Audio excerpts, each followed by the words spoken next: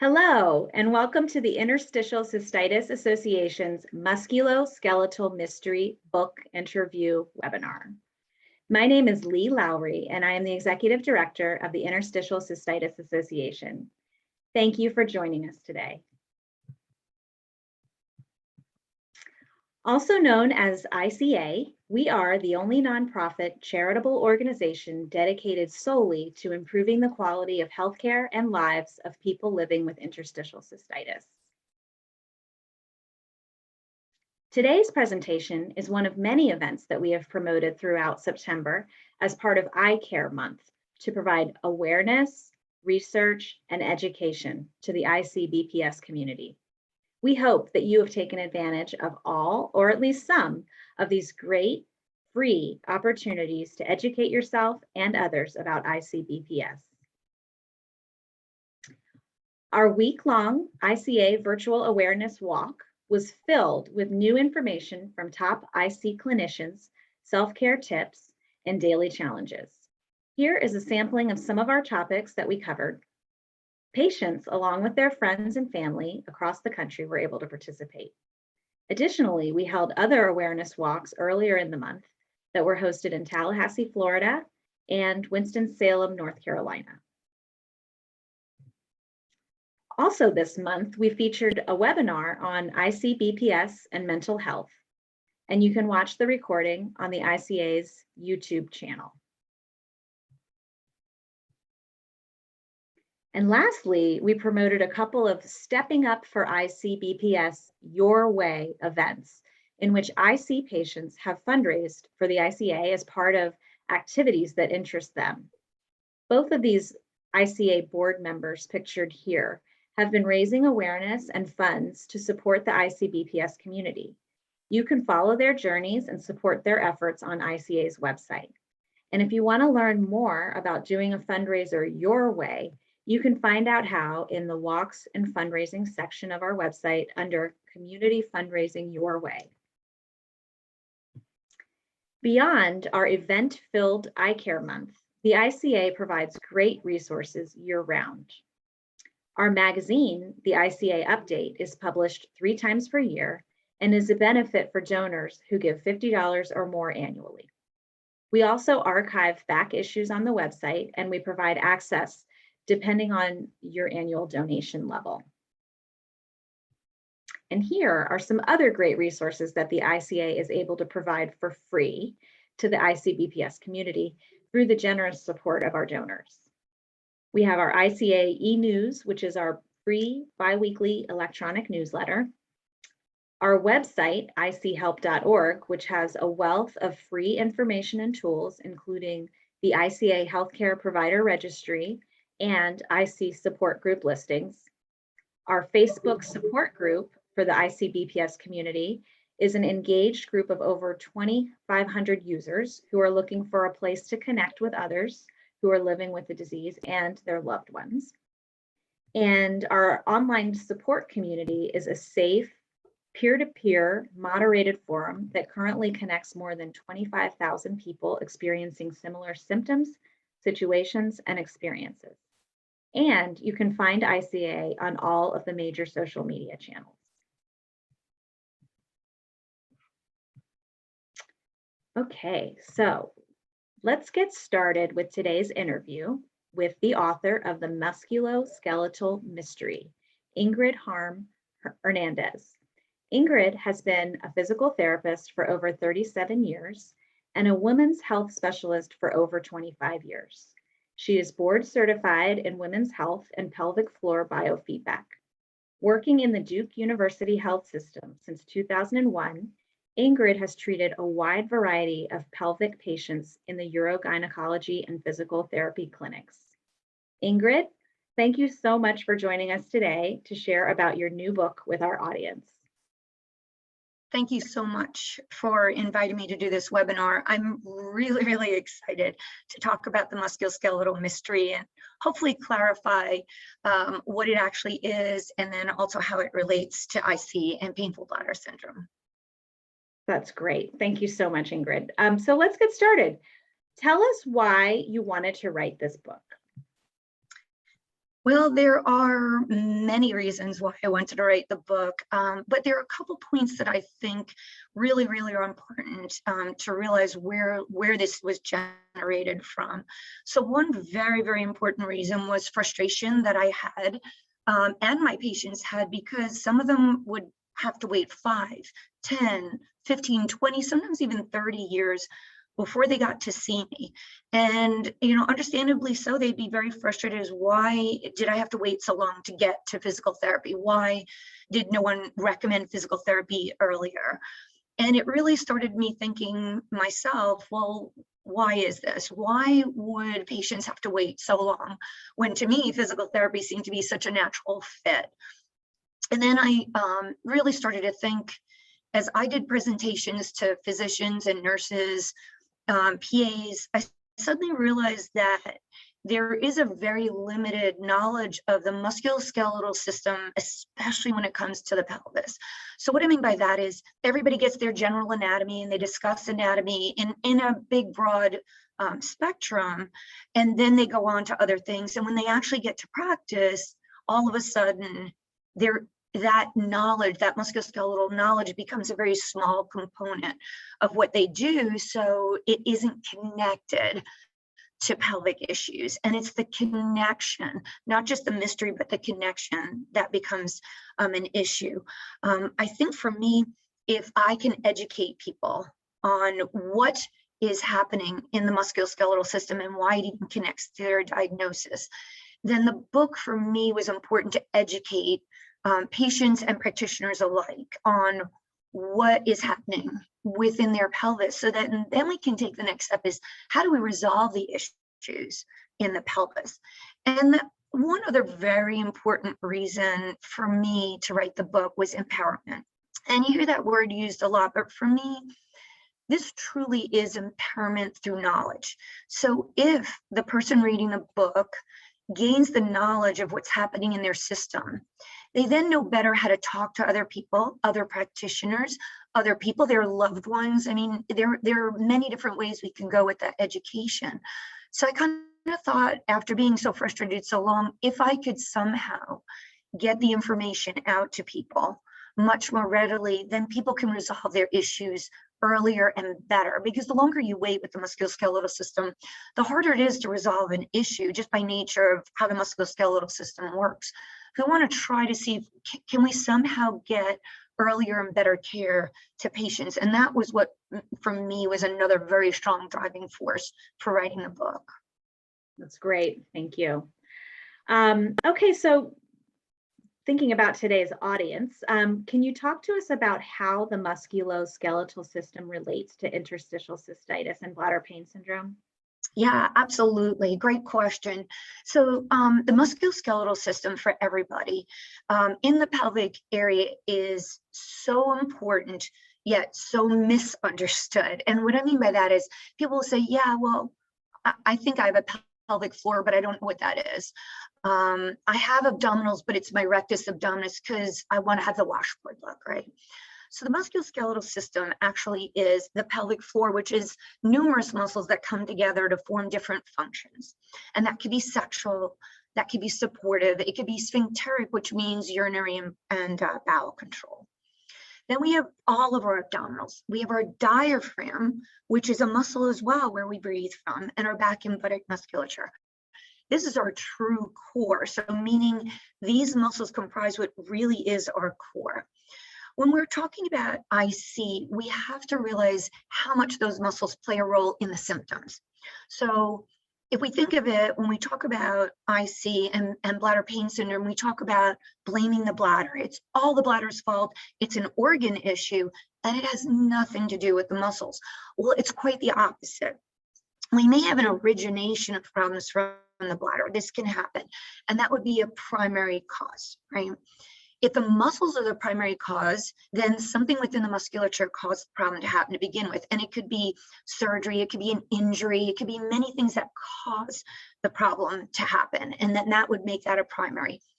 In IC, bladder pain syndrome, probably it's more often a secondary, but not necessarily so. So if the IC patient starts to understand, well, maybe my muscles are contributing, if not causing the problem, then we need to address the muscles in order to correct the problem. So if you're getting treatment for your bladder and maybe there's some improvement, but you seem to be stuck, the musculoskeletal system needs to be addressed in order to correct and really come to resolution for the symptoms. So that's why for the IC patient, I can't stress enough how the musculoskeletal system is what gets ignored, yet what can cause a cyclical, constant kind of issue, right? And that can lead to anything from deconditioning, weakness, muscle tension, so forth. So if we can address the muscles, we can really help patients with IC. Great. Thank you so much. My next question, I feel like you started to answer this one already, but you may have some more information to share. Can you tell us why the musculoskeletal system is a mystery? Yeah. So for patients, it's very, very understandable. You don't go to anatomy classes. You don't learn it. You might try to find something on the internet with caution. You might try to talk to people, but there isn't a lot of information out there. So one really cool thing in when I was writing the book, I kind of thought, how do I explain the musculoskeletal system so that anybody can understand it, including practitioners? And there's some great images in the book, great illustrations on, what muscles are involved, and how they're involved and why they may cause symptoms. So an example would be, this is a core that I just mentioned, and you can see on the other side, there's a bit of a table. So what that does is it explains what each muscle does, why it does that, and then how is it related to your symptoms, right? So the mystery occurs there because no one even starts to think that the musculoskeletal system is involved. And then even if you understand, yeah, there's certain muscles, what do I do about it? Why is that even important, right? So we want patients and practitioners to understand all of those links and that relationship. Now, practitioners, why does that mystery occur? I wish I had a great answer, but for me, I think the light bulbs went off. So before I mentioned that, I lectured to practitioners, and I started doing that quite a number of years ago because I realized there was this gap in knowledge of what the musculoskeletal system does. So when I started lecturing, one of my early lectures, I got finished talking about this wonderful three-dimensional model I use for my patients and how I describe the pelvic floor and the muscles and how they work together before I even start any treatment with my patients. When I was done with that particular lecture, a number of people came up to me, and one physician said, you need to bring that three-dimensional model with you because us dumb physicians just don't get how that's all connected. We don't understand it because we never learned that in detail. So the mystery is as much for the practitioner as it is for the patient. So for both entities to understand it means patients get earlier and better treatment, right? So that's that mystery, unfortunately, that I want to try to unfold and have people understand. Great, thank you. Thanks for explaining that. And thanks for showing us one of the pictures from your book. I noticed there's a lot of really great images in your book that help really break it down and explain information to people. Okay, so how can physical therapists help IC patients? Yeah, a lot of different ways. So one of the first things that I'll say is, in thinking of a physical therapist, I try to think in the book what would resonate with people. And I don't know if people have ever seen a tow plane pulling up a glider. A glider is a non-motorized plane that can fly completely on its own, but it requires a tow plane to get it up there and to get it going, and then eventually release the tow line and make the plane independent, and the glider flies on its own and lands comfortably and safely back on the earth again. I kind of think as a physical therapist is the tow plane and the patient is the glider. And our job is to teach the patient many different ways to take care of themselves, guide them in treatment until they are independent and they can land back on the earth securely and safely, knowing that the tow plane is still there to take them up in the future if need be. But that's kind of what I think of as a physical therapist. How can we help in specific? Well, we can start with as basic as the pelvic floor itself. So one point that I really wanted to make is that the pelvic floor is often the origin of a lot of the symptoms that we have. And there's something called an overactive and an underactive pelvic floor. And what does that mean? So an overactive pelvic floor is a pelvic floor where the muscles are too tight. They're too ready to do their job and they can't release effectively. An underactive pelvic floor is a pelvic floor that can be weak. Its muscles don't respond quickly the way they should. So what can happen is that that pelvic floor may be a little bit more likely to have someone who's got incontinence or prolapse. An overactive pelvic floor might be someone who has IC or bladder pain syndrome. So what we have to realize is we have to kind of understand what is that pelvic floor doing. And then how do we get that pelvic floor to do the right thing? And that's something that we can talk a little bit more in depth about, but just for the sake of answering your question on what can we do, it's getting that patient to do the right thing for their pelvic floor, sending them home with appropriate exercises that start at the pelvic floor, but frequently grow out to the entire core. So the reason why I brought the core up before is I want people to realize that we may, yes, indeed treat the pelvic floor, but we really have to treat the whole body. And why an IC is that important? That's important because of the deconditioning, the habits that we get into over the time period where we have pain and we restrict our activities, our functional level goes down. So we have to treat that IC patient as a whole, not just the pelvic floor, not just their bladder, in order to resolve these issues. So the exercises often can grow to the point of, what do we do to strengthen? What do we do to relax? How do we put that all together for that particular patient? And some of the other things we do are more related to the bladder specifically. So how do we get someone to realize it might not be that the bladder is truly full, but the bladder feels like that? So we need to be able to describe to the patient, well, how do you respond to that? What are techniques you can use to get your body to understand the bladder's not necessarily full, but it feels that way? We're getting false signals from our pelvic floor or bladder. So we teach them behavioral techniques. We might include a little bit of dietary, a little bit of bowel training. So that's another thing that people don't realize is constipation can be a huge issue with these patients, and we need to teach them how do you have a proper bowel movement technique. So that could be part of it. So that's another component. So we talk about the pelvic floor, we talk about the whole body, we talk about behavioral changes, we talk about dietary, and that's bowel, bladder dietary changes. So it's kind of a big comprehensive program that we try to do, and it can't be one thing. There is no cookie cutter treatment for those patients. We really have to look specifically at what the patient's limitations are and then decide the appropriate techniques for that patient. And then we also want them to understand that their whole system can be upregulated. And what does upregulated mean? Basically, it's like turning a radio dial up on your radio.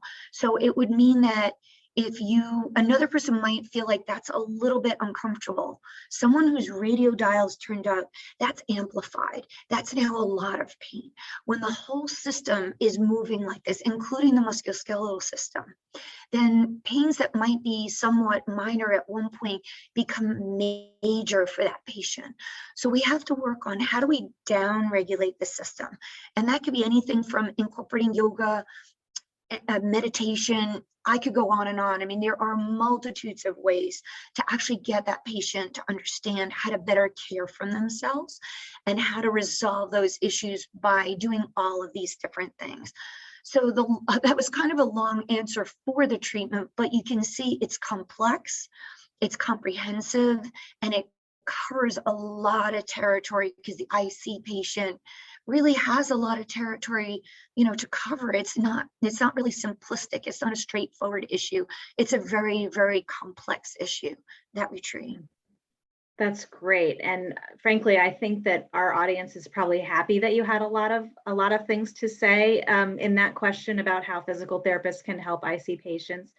I know that they do have a lot of these issues that you're talking about in terms of the upregulation and needing to kind of come down.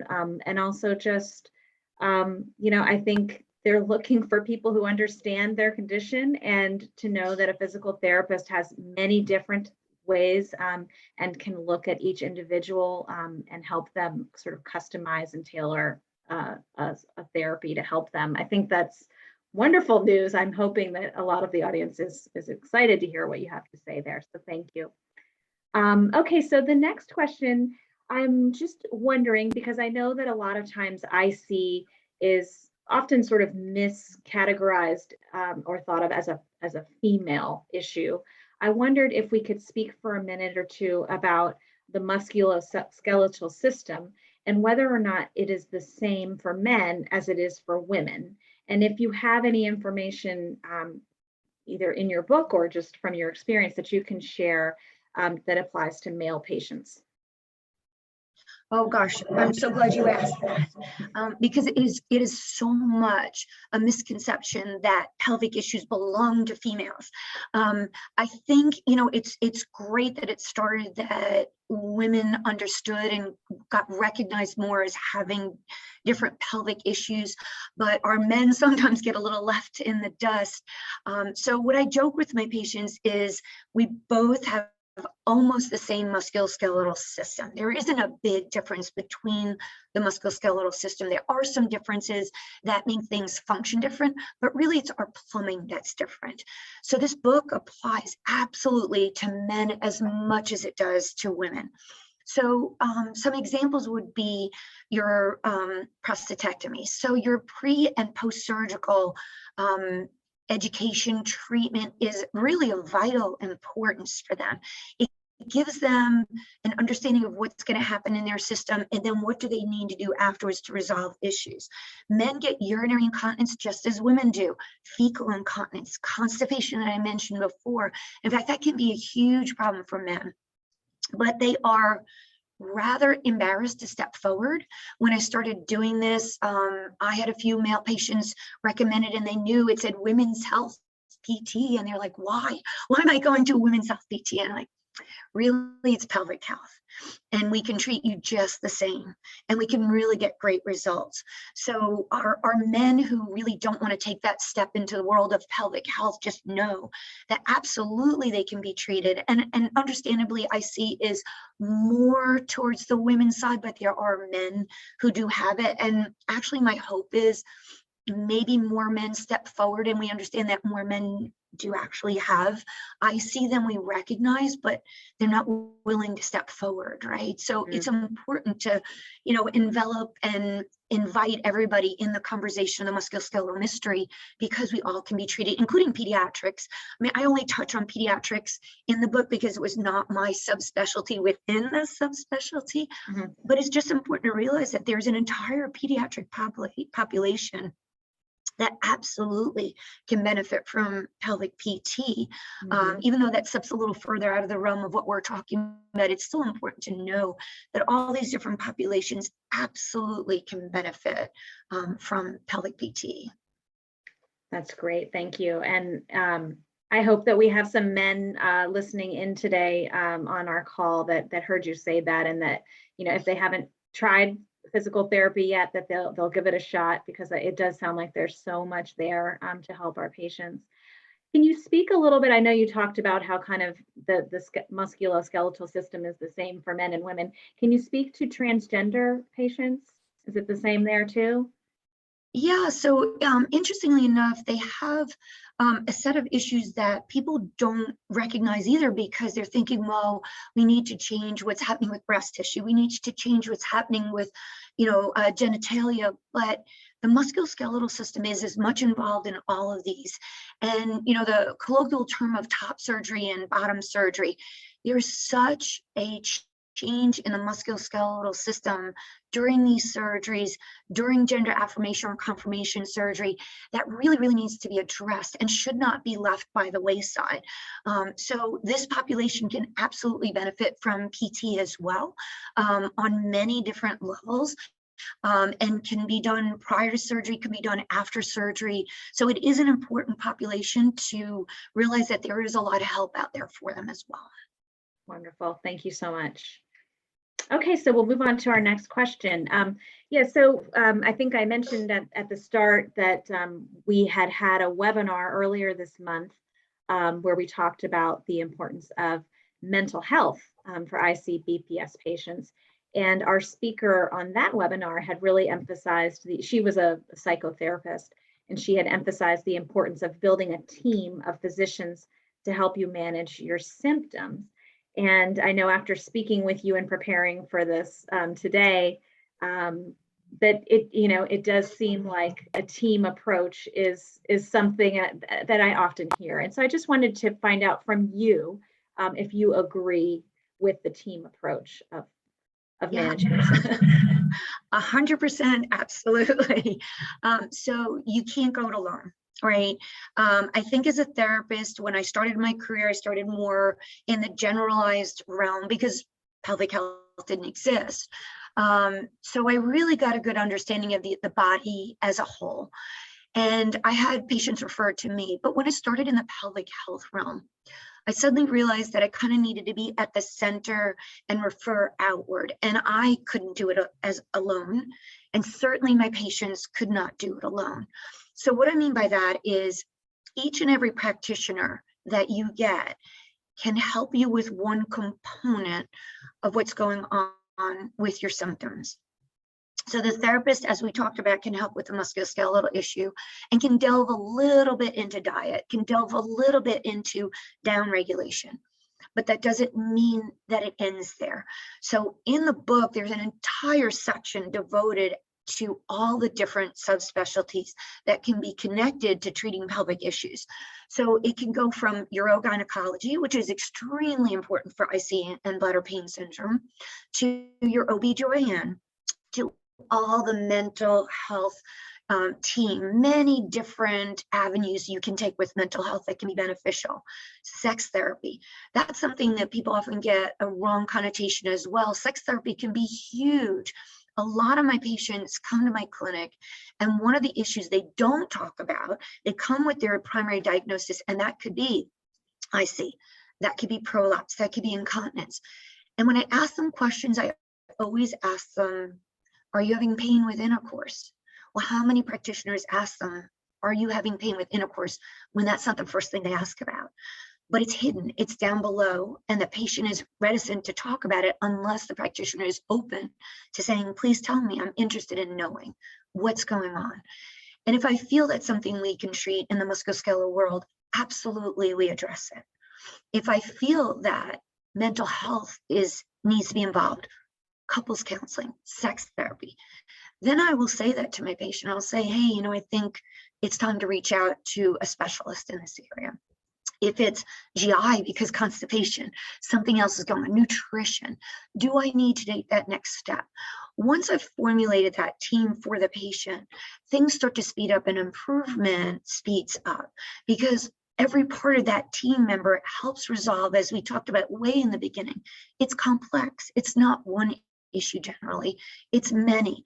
And if it was one issue when it started and it's not properly addressed, it becomes more of a problem down the road. So we need that team that is like so vital. I can't even say how vital. We need that team to really address this complex issue.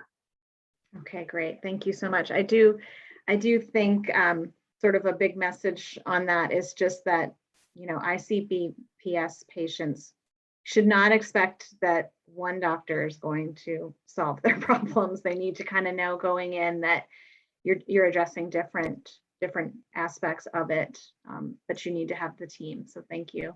Yeah, I invite people just to share, as they go to a practitioner and they feel like maybe another step is needed, I really want them to say, what else can I do? Who else can I see? Because not only are they helping themselves, they're helping the next patient in the door. Mm-hmm. That's great. Thank you. Okay, so in chapter 5 of your book, it's called Selfcare, and it provides a number of different techniques to treat different pelvic related symptoms. And when I flipped through it, I really thought it was great to see, because I could see you explaining the techniques and then matching your techniques with the various pelvic symptoms that technique can help improve, such as like IC or bladder pain syndrome or urinary urgency.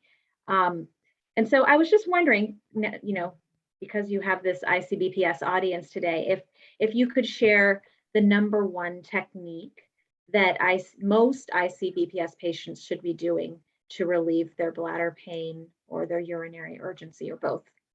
Mhm. So yeah, so what I'm going to start with in answering that, maybe go one direction first to answer the question. Mhm. So when a patient comes in to see us, the assessment is extremely important. And the reason why I say that is if I had $1 for every patient that came in and said, I know how to do a Kegel, I'd be a multimillionaire. So what happens is there's such a misconception there too. What is a pelvic floor contraction, or better known as a Kegel? So once I get that word out, Kegel, to my patients, I ban it from my clinic. And the reason why I do that is because of the misconception, right? People think that, well, I need to do as many strong contractions as I possibly can to get better. And for IC in particular, it can be exactly the reverse of that. So before I mentioned upregulation and I mentioned overactive and underactive, more of our patients with IC fit in the overactive category. What that means is the pelvic floor, like I said before, is too ready to do something. So if that pelvic floor is constantly contracted like this, and we try to do it more, that patient's going to have trouble relaxing their pelvic floor.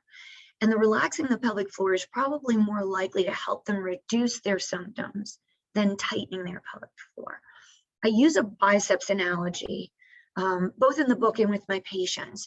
And basically what that means is if you contracted your biceps for 24 hours, at the end of 24 hours, someone would probably have to kind of try to help you open it up. The arm would be painful, be uncomfortable. If you do that 24/7, at the end of a longer time period, you will no longer be able to open that muscle yourself. Instead, what you're going to have is that muscle with a shortened range be weak because it can no longer function, right? The pelvic floor is the same kind of thing. The range of motion is a little more circular in nature, more isolated down to the function of the pelvic floor, and we don't see it. So you would never leave your arm up like this day in, day out, because it looks kind of silly, right? But at your pelvic floor, you can do that and have no idea that you're doing that. So the importance of knowing what to do is understanding that, especially with IC, that overactive pelvic floor is the more typical kind of pelvic floor that we'll see. So in doing the exercises, the number one thing that I would say to my folks is learning how to relax your pelvic floor, learning how to breathe. And doesn't that sound silly, right? Diaphragmatic breathing. Doing a deep breath through your nose, blowing it out through your mouth, taking your time to do that, feeling your body and being aware of your body, relaxing your pelvic floor, dropping down and relaxing is probably the number one thing to start with to help guide your body into that pelvic floor relaxation and taking the next steps to actually learning how to relax and how to take all the other exercises and all the other techniques and really help you. I think if I thought of some other self-help, so it's hard for me to choose because I see so many different things depending on that patient's functional limitations, right? So if I found constipation was a huge issue, I might actually treat constipation related techniques before some of the other things that people would expect. Well, you know, I see you're going to treat the bladder, aren't you? Yeah, I might treat the bladder. I might treat behavioral techniques and learning how to understand whether the bladder is full or you're getting a false signal, right? So I'd say the biggest take-home message is learning first the relaxation techniques for the pelvic floor with diaphragmatic breathing, and then doing some of the exercise techniques. And I think also, just for sake of, you know, what I really wanted to do is when people read this and saw this, to see how easy it would be just to see pictures, drawings, examples of exercises, full explanation. These exercises are awesome for people to get their body both calmed and in the right direction. So when you see the physical therapist or a practitioner, you already have some really good ideas. These are self-help techniques that I can now move into that next step, and I can really help myself with that. Great. Thank you so much. So I'm wondering, I mean, I'm sure that physical therapy is like a continuum of relief, right? Like you start it and maybe you start to feel some relief, but you can continue to receive more and more relief the more you do it. But I'm just wondering, like, how soon can a patient begin to at least begin to start feeling relief upon starting physical therapy? Sure, that's a wide margin right there. Mhm. So the pelvic floor, I call it a slow learner for everybody. It does not change rapidly. The muscles are very small muscles with little toleration for change. So changes that cause problems can rapidly occur, but then it's hard to get them to return back to a state where they're doing the right thing. So, that's 8 to 12 weeks before we get that pelvic floor honestly doing what it should.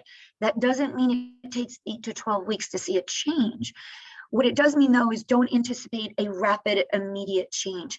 Some of my folks come back 2 weeks later and they're already starting to notice they have more control over things. That's big, having control over symptoms. Not just do I feel better, but do I know that I have control over something?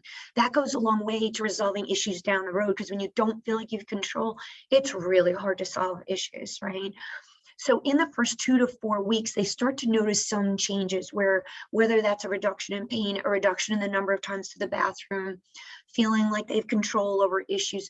Those are the kinds of things we see over the first couple weeks. And then we see bigger and bigger changes as we start to address the specific issues of that patient, right? There's no cookie cutter treatment method. There's no cookie cutter response. Everything that happens in that person's life functionally influences how they do. So the examples would be, I have a woman who's got 3 children, a full-time job, is running all over the place, has little time to really take care of themselves, and struggles with getting things done, versus someone who is retired, who maybe is able to, have a little more breathing room and time to do things, who can accomplish their exercises. They may get better faster. Someone who has a multitude of issues, we have to resolve all those issues. They can take a lot longer. Someone who's had the problem for 20, 30 years can take longer. So you can see the answer is a little convoluted. I hate to say, I wish I had a cookie cutter answer, but people are people. We all come from different backgrounds. We all come from different understanding that can hugely change the way the rate of progress goes. I will say the more that patient can really work with the therapist as a team. So before we were talking about a team, actually one thing I didn't mention is the team, the patient really is the most important part of the team, and the patient should never forget that, because the patient can drive how things are going, and having the knowledge of what's happening in their system gives them the ability to drive their team. And that's what they are, their team. I say, even if it's just the patient and myself, we are a team. I'm not doing something to someone. We're the team working together to resolve the issues, right? And that's, kind of going back to that team, but understanding that the patient is the most important part of the team. Great. Thank you so much. Okay, so still in the self-care chapter, I noticed that there were various products that patients can use at home, such as devices and lubricants. And I just wanted to ask you the question of what is important for our ICBPS patients to know when they use these products at home? Yeah.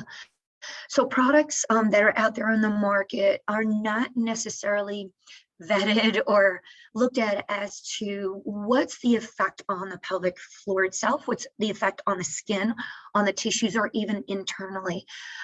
We have something called osmolality, which is kind of the ability of the tissues to hold moisture. It's the health of the epithelial cell, the lining of the tissue that's important, the pH balance of the vaginal canal, the biome. So what's just being looked at right now is kind of, people probably have heard of the biome of the bowels, right? And knowing I need to take probiotics. There's a biome for the bladder. There's a biome for the vaginal canal. So what we need to understand is that there's a good set of bacteria, and then there's a bad set of bacteria, for lack of better wording. And simply what that means is we need a balance of the bacteria. if you're using lubricants, you're using devices that maybe can offset that, that can be an issue. So within the book, we describe a little bit about, lubricants, we describe about dilators and so forth. So lubricants themselves, we're looking for as natural and close to the natural level of osmolality and pH to the body. So we talk a little bit about, dilators, what they look like, how to use them, what lubricant to use.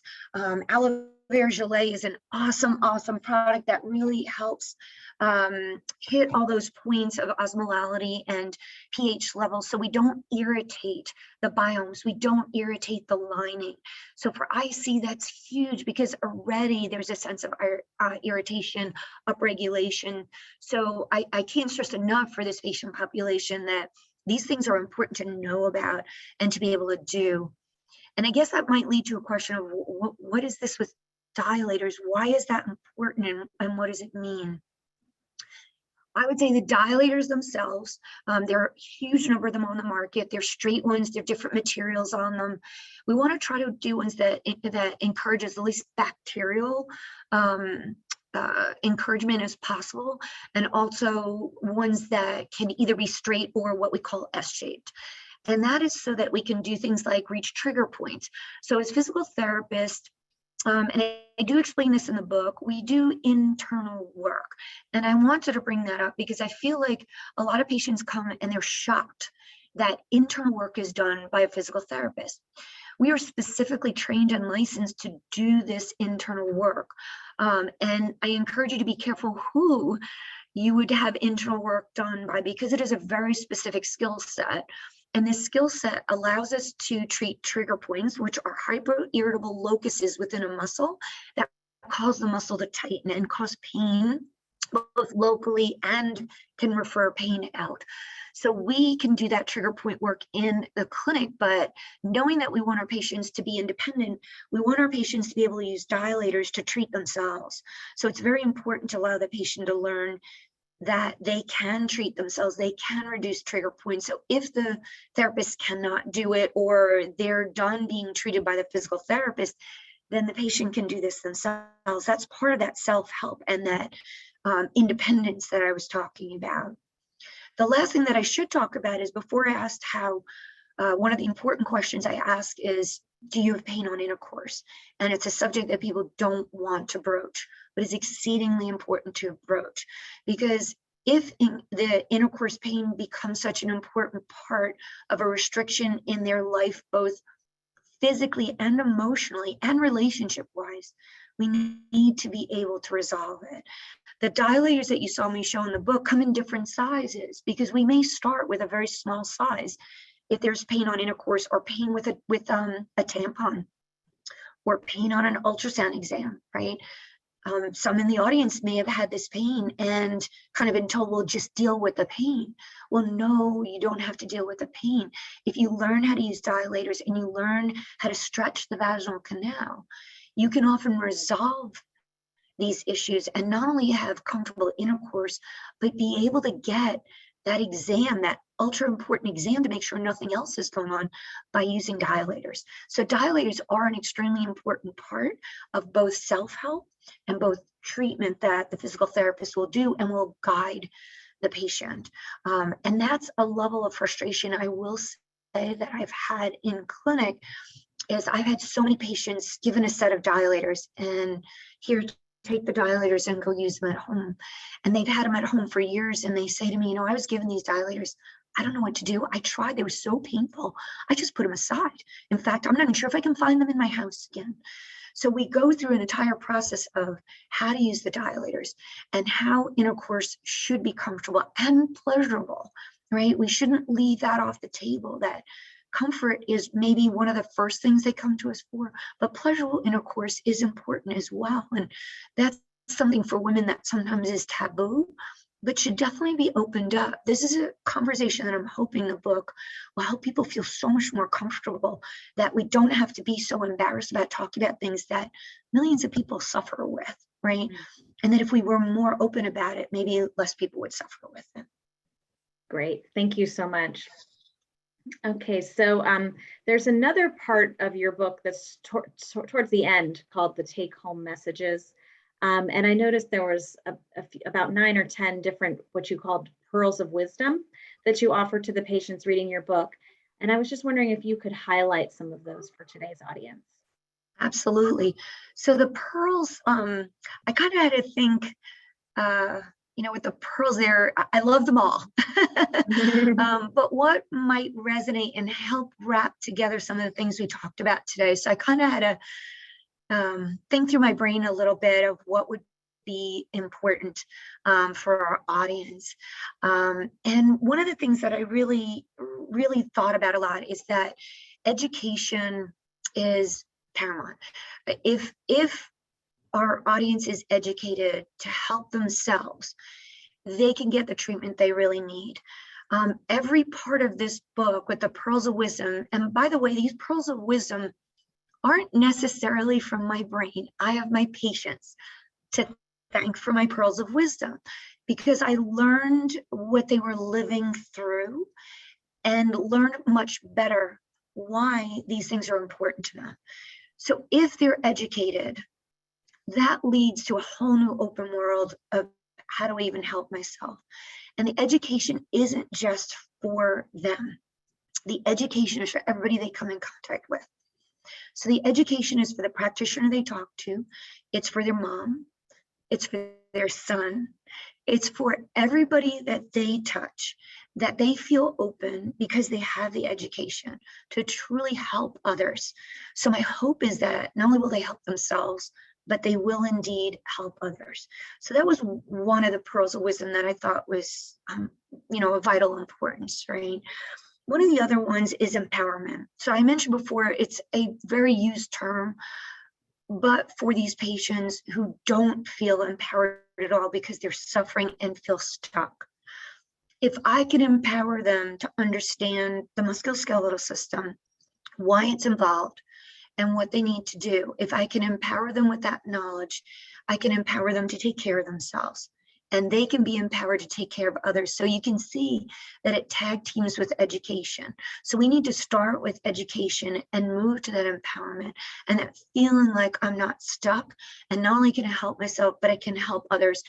And who doesn't want to feel that I can help others? I've gained such great knowledge that I can actually help others, right? So that would be maybe one of the second pearls of wisdom. The third is self-care. And I use an analogy so often with my patients, and I use this in the book, and it's the oxygen mask analogy. So most of us have traveled on an airplane, and maybe not as much in recent days, but we have traveled. And one of the first things the flight attendant says in their bit about safety is the oxygen mask will come down. And what I want you to do if you're traveling with a child is I want you to put the oxygen mask on yourself and then on the child. And people are kind of like, what? Wait a minute, I need to save the child. But if you do not put that oxygen mask on yourself, there's a good chance you'll be unconscious. And not only can you not help yourself, but you can't help the person you were trying to save. So if you don't understand that you need to take care of yourself, you cannot possibly take care of the others, excuse me, that you are so desperately trying to take care of. So that is why that's a take-home message is for IC when you're living with this for years and years. Please understand that you need to take care of yourself, and then you can take care of others, right? That if you can understand that, then you've learned an awful lot, and you will be able to help yourself and others. Great. Thank you so much. We have a couple of more questions left for this formal interview. And then I did see one question come in from the audience. And at this time, I'll just let people know they can submit questions. We're going to go as long as 60 minutes. So if you have any questions, you can throw them in now. But I have a couple more to get through. So the next question is just whether or not this book is written. I think that we know the answer to this already, but I'm just going to ask anyways. If this book is written just for patients or if you have a wider audience in mind. Yeah, actually, I'm so glad you did ask that, because I would like to highlight that although we talked so much about patients and the layperson, the practitioner can get so much understanding. So if I go all the way back to the beginning, one of the beginning comments was practitioners, this is a mystery for them because they are not well educated on something as specific to this. If you take this book with you and you say, I learned from this book, and so can you, do not hesitate to say that you can learn from it too. I've had so many practitioners say to me, I wish I had this book years ago, because I would have understood why my patients are suffering with problems and why they need to go to therapy, and I would have sent them much earlier. So it is just as important for practitioners as it is for the patients. Great, thank you so much. And I saw another question come in that actually is my very last question, which is, where can our audience members find the book, Musculoskeletal Mystery? Yeah. So immediately you can find it on desertharvest.com. So it is up and available for purchase there. We hope soon to have it on Amazon in both hardcover and Kindle form, but we don't have an exact date for that. So you can definitely grab your copy of Desert Harvest right now. Great, thanks. And I'll just share too that one of my housekeeping notes at the end here was to let everyone know that we'll follow up with you. We'll send an email out with a link to the recording of today's presentation, and also with a link to where you can get that book today at the Desert Harvest site. But again, it is going to be on Amazon eventually as well too. Okay, so let me get in here and get the one question. So can you please suggest what types of physical activity can help IC and PFD pain when walking is sometimes a trigger? Is that something that you can answer? Yeah, definitely. So for my folks, the basics like yoga and meditation help with the overall pain. If walking is one of the pain triggers, it's potentially that the pelvic floor, which is that upregulator that I was telling you about before, is trying too hard to support the body as you're walking. So some of the stretches within the book can be awesome to help alleviate some of the tension within the pelvic region before you walk and after you walk. And one of my favorite things to do is, if walking is really something you'd like to do, and I think it's an awesome thing to do, you can try to use ice immediately after you walk to the pelvic floor. And I know that sounds crazy, but you put ice in a pillowcase, you wear yoga pants or underwear, never directly on the skin, for about 10 minutes, and just cool that pelvic floor off. Sometimes what that can do is, even if you had an increase in the pain, it can drop it down very quickly. And then the other thing is, you can do intervals of, instead of, let's say 30 minutes triggers the walk, if you're able to do it, you might be able to walk 10 minutes, do a little stretching, do other activities, and walk another 10 minutes, and then maybe another 10 minutes. Sometimes splitting up the walk can help you attain the ability to walk long enough without necessarily creating the pain or the irritation. Great, thank you.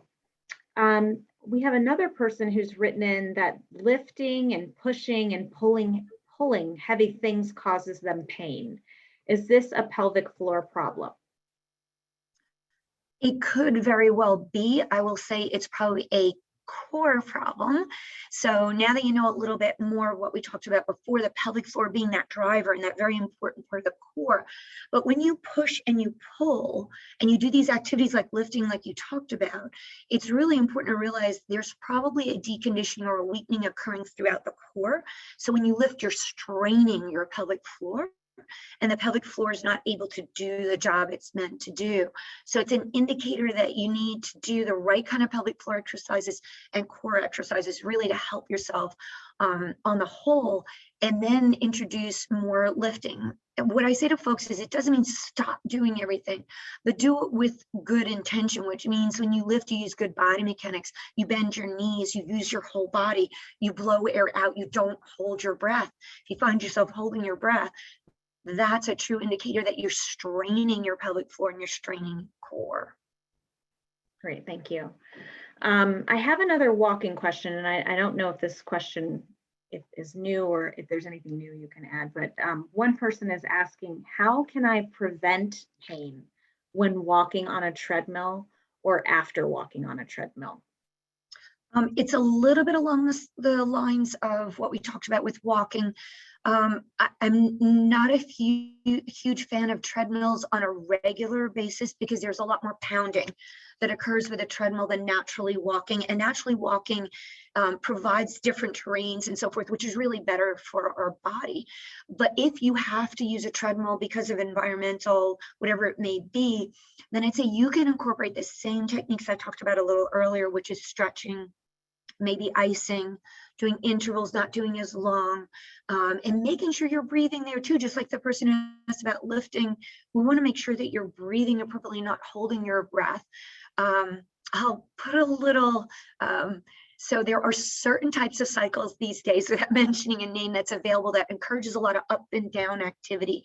And I'm having a lot of patients come in with problems because this up and down activity puts a lot of stress and pressure on their pelvic floor, and they end up leaking or having other problems, right? So we have to be aware that with machinery, it's not necessarily the natural action of the way our body's built to be. So we need to be a little bit of be proactive, I'll say, and make sure our pelvic floor is being treated kindly, that we're relaxing, that we're strong enough with our core, that we're doing stretches, and we're doing ice when it's appropriate. So I think that's a slightly long answer for the treadmill, but just knowing that it applies to all the machinery, not just treadmills alone. Okay, great, thanks. There's a question about Hunner's lesions, and I'm just wondering if is there anything about Hunner's lesions in your book? Or is this anything that you touch in your Yeah, not a particular great amount. We talk about it. Hunner's lesions, it used to be thought that that was it, that if you had that, you would IC, and there was no, gray area, when that's actually not true at all. The reason why I don't address it particularly strong in the book is because there is so much else I feel that's important to know, aside from Hunner's lesions, that can be addressed and taken care of in the musculoskeletal system.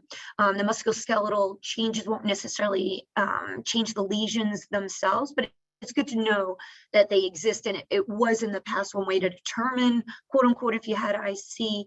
But beyond there, it's not a strong lean of the book because we were talking about the musculoskeletal system. Okay, great, thank you. The next question has to do with bike riding. This individual has a really hard time riding bikes, even when they use a wider seat, and they're just wondering if you have an answer as to why that can be hard for patients. I don't know if this is individual to this person or a common thing. It's actually pretty common. One of the reasons is because we're weight bearing right on our pelvic floor. So our sits bones are the pelvic bones that are, when you sit, you feel those harder surfaces, right? That's the bottom of our pelvis, so to speak. And our pelvic floor is like a hammock in between them. And the book describes this really well. So it gives you a great picture of what the pelvic floor does. When you're sitting on a bike, the sits bones aren't the natural sitting mechanism. Even on a wider seat, yes, that's better. It's absolutely better. So if you're really an avid bike rider, I do encourage you to do that, but you still have more weight on the pelvic floor. So if you've got that weight on the pelvic floor that's already doing this, and now you're mashing on it and mashing on it, mashing on it, the pelvic floor after a while is going to say, I really don't like this, and I'm going to get tighter. And the tighter it gets, the more it signals up into the bladder area to get irritated itself and cause bladder contraction. So there is a loop right from the pelvic floor up into the bladder that can cause this irritation. So your symptoms can absolutely get worse. The recommendations are a little bit difficult because they need to be very specific to the patient, but the seat is one thing, yes. Limiting your time. So if you really like to ride, don't do the really long, marathon, challenge yourself with other riders where you're going to push yourself to do faster, harder, longer. Bike riding for yourself, for your enjoyment, is awesome, great, but please don't let other people push you beyond your limit, because you'll go so far beyond your limit, you'll get home, and that's when your symptoms really crop up and no one else is around to know it, to witness it. So don't let people push you further, would be one other recommendation. And then ice is really, really necessary for those patients. And learning how to get your pelvic floor to relax and do stretches before and after, just like the treadmill, just like the walking, are awesome ways to allow you to functionally do things without necessarily creating an increase in pain. Okay, thank you so much, Ingrid. I think that pretty much wraps us up. I do have one final question, but I'm going to address it here anyway. So I want to thank you, Ingrid, so much for sharing some of your wisdom about physical therapy and how it can help our ICBPS patients from your book, The Musculoskeletal Mystery. We mentioned, someone had asked in the chat, and I think we actually put in the chat the actual link to where you can purchase the book today. And we will follow up with folks with an email with a link to a recording of today's webinar, as well as a link to where you can purchase the book. And I want to thank everyone for joining us today. And just remind you that we're able to provide such great content like today's session to the ICBPS community because we receive such generous support from our donors. And if you're able, please consider supporting the ICA. You can donate at ichelp.org. We would greatly appreciate it. And I just want to thank you again. And actually, the one last thing that the person asked was if they can share this information with their pelvic health support group. And so, yes, I think once you get that link to the recording, you are free to share that. And so thank you again, everybody. We're going to end the webinar now. Have a great day. Thank you. Thank you. Bye-bye.